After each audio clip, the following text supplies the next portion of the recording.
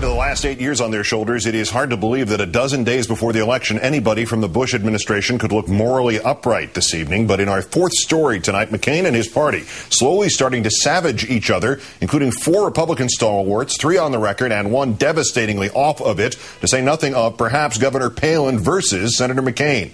We start with, well, call them Obamacans, call them Rockefeller Republicans. 3 of them broke ranks today and endorsed Obama. Former Bush press secretary Scott McClellan, the most recent thereof, the former Minnesota Governor Arnie Carlson, and most embarrassing perhaps personally for McCain, C.C. Goldwater, speaking for her siblings too, invoking their grandfather Barry Goldwater, McCain's predecessor, role model. She's endorsed Obama. McCain today apparently losing every faction of his own party, ticking off Bush supporters and the Republican Congress by blasting them all yesterday for their, quote, conduct of the war in Iraq, growth in the size of government, $10 trillion debt, owing $500 billion to China, failure of regulatory agencies, climate change, pork excess spending. Also, Bush's Medicare prescription drug bill, executive privilege claims, Cheney's executive legislative branch straddling, Bush's signing statements, those unilateral revisions of the laws he signs, everything but the Sosa-Baines trade. Today, hitting Secretary Treasury Henry Paulson for not adopting the universally panned McCain plan to spend taxpayer money to buy bad mortgages. The GOP has replied. A senior party strategist seething at McCain for blaming his own colleagues, quote, instead of Pelosi and Reid and echoing your opponent's attacks on you and spending $150,000 hard dollars on designer clothes when congressional Republicans are struggling for money. The list went on. The Atlantic even reports today, quote, a suspicion in some McCain loyalist precincts that Governor Sarah Palin is beginning to play the Republican base against John McCain. Let's turn now to Margaret Carlson, Washington editor for The Week magazine and political columnist for Bloomberg News. Good to talk to you as always, Margaret. Hi, Keith. First Colin Powell, now another Carlson, and Goldwater and McClellan. What's going on here? No relation, the governor. Okay. And add to that Gordon Smith and John Sununu and Republicans in very tough races that they shouldn't be tough, never mentioning McCain and Palin. This is, just part of, I think, the wave that is coming over the McCain campaign. We'll probably see some more of it in the next couple of days. But the name Goldwater, Arizona, it's everything that, McCain loves. And that one must really hurt. He, on Colin Powell, he made it seem as if, well, it didn't really matter and, who's he? But these things really hurt, especially, when you're friends with these people, and it must be really hard to do. It looks easy to do because it's, they get on TV and do it, but I think it's very hard. And it must be very hard to be on the receiving end of it as John McCain is. Well, of course, he's now receiving it from both ends, in fact.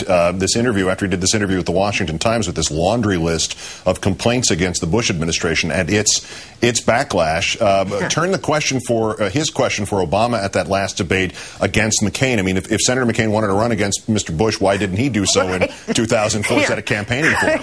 Good point. I mean, and that was the kitchen sink that he threw. And I'm making no Joe the Plumber references. I'm swearing them off after tonight.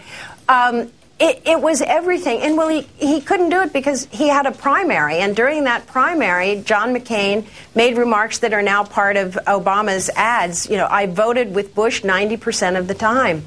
I always wonder why in a primary a candidate doesn't think, okay, can an ad be made of this? Is this something I want to say? They all do it. So I guess, when you're in the primary and you're desperate. But that ad is very, very effective. That's up now with the 90% of the time. It's way too late for McCain to run against Bush.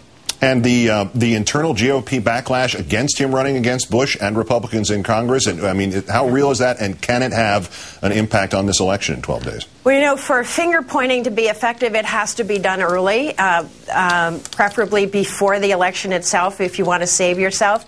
That Republican strategist that everyone's guessing at today, pretty soon he's going to put his name on it, and other people are going to put their names on it because there's a future. I mean, it's that moment in a campaign when, at a rally that Obama had in Virginia, you see the people on the Obama team with lumps in their throats. Fatigue, exuberance, hope, it's almost over. They love their guy. He's he looks like he may win. And then the other side has an equally big lump in their stomach because you're doing this for 2 years. It's almost over. It's a little like dying the day after an election. Yeah. It's the lights go out. And one human reaction is great sadness, and the second one is, oh my God, I need to save myself. And that's what's happening now with the finger pointing. Well, and as I say, you want to be on offense, not defense, so you can hear people getting out there early. Well, how early, and is Sarah Palin saving herself? That quote from The Atlantic was a suspicion in some McCain loyalist precincts that Governor Palin is beginning to play the Republican base against John McCain.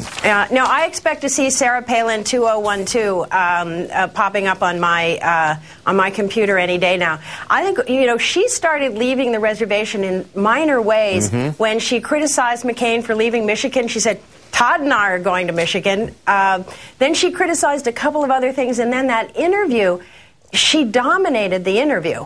There was about 90% of Sarah Palin and 10% McCain in the Brian Williams. So she is looking ahead, that girl. That's gratitude after he bought her all those clothes. Right. Margaret Carlson of Bloomberg News. Great, thanks. Take care. Thanks, Keith.